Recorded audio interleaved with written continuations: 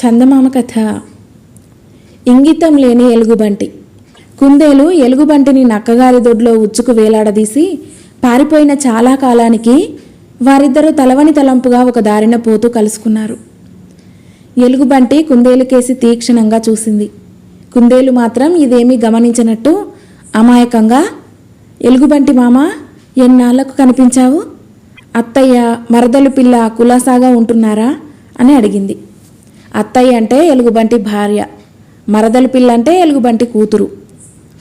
లోపల మండిపోతున్నప్పటికీ ఎలుగుబంటి పైకి సౌమ్యంగానే అంతా బాగానే ఉన్నామన్నది. ఆ తర్వాత ఇద్దరూ సఖ్యంగా ఉన్నట్టు పక్కపక్కనే నడవసాగారు. ఎప్పుడూ అమాంతం మీద పడి గొంతు పిసికేస్తుందోనని కుందేలు ఎలుగుబంటిని ఒక కంట కనిపెడుతూనే ఉంది.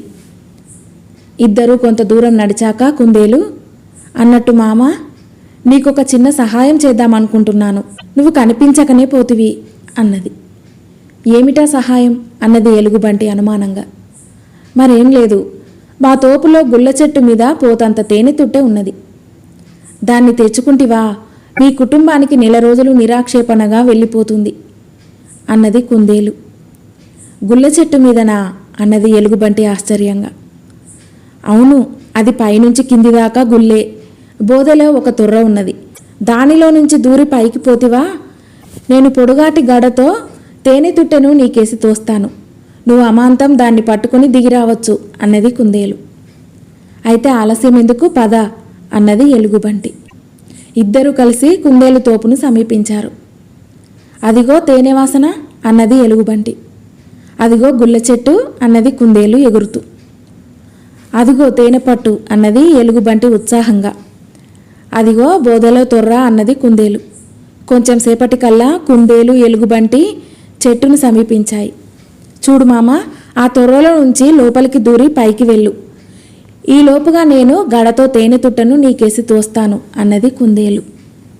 సరేనని ఎలుగుబంటి చెట్టు తొర్రలో తలదూర్చింది.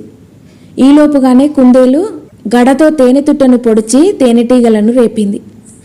అవి చెట్టు తొర్రగుండా దిగివచ్చి ఎలుగుబంటి తలను చెడకుట్టసాగాయి. అయ్యో అయ్యో మామ, తేనె అంతా కిందకు కారిపోతున్నది, తాగయ్యి మామ తాగయ్యి అని కుందేలు అరవసాగింది.